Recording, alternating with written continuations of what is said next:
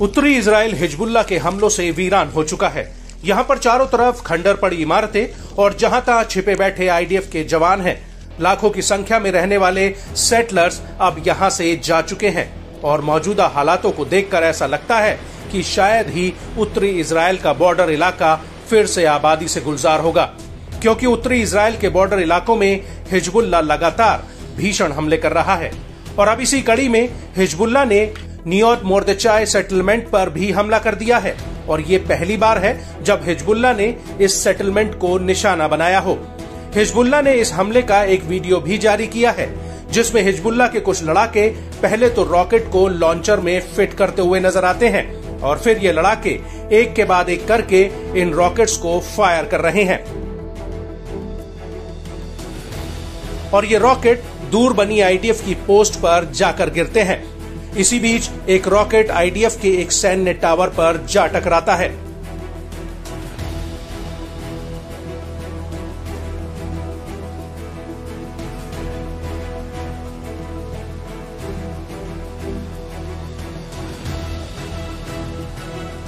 इसके बाद रात के अंधेरे में हिजबुल्लाह के लड़ाके ताबड़तोड़ तरीके से रॉकेट फायर करते हुए नजर आ रहे हैं।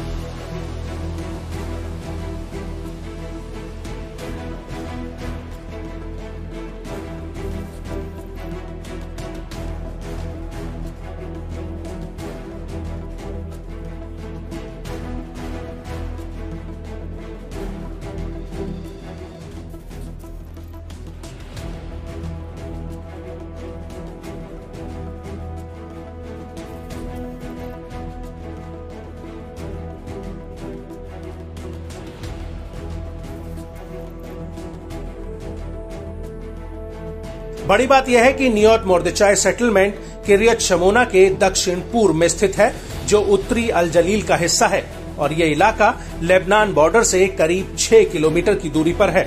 आपको बता दें कि हिजबुल्लाह ने जाऊरा इलाके में भी कई राउंड्स कत्यूशा रॉकेट दागे हैं।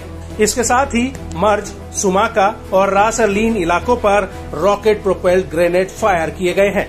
यहाँ तक कि हनीता सैन्य चौकी पर भी हिजबुल्लाह ने गोला बारूद दागा है।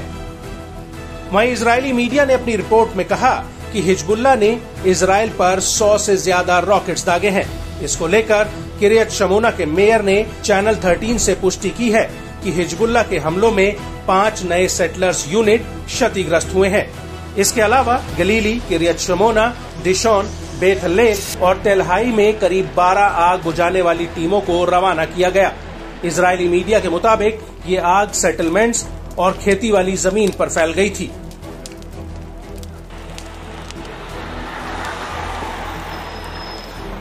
इजरायली मीडिया का कहना है कि अकेले 65 रॉकेट्स गलीली पेनहंदेल इलाके पर दागे गए थे।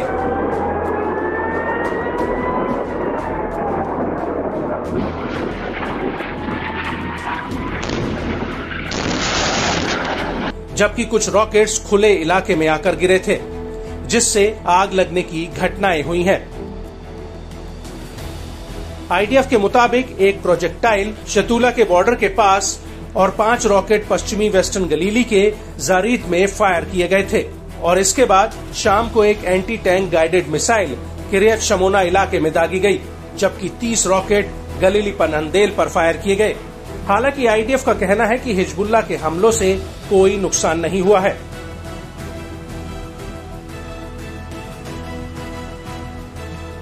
और इन हमलों के बीच आईडीएफ ने हिजबुल्लाह के हमलों पर पलटवार भी किया है।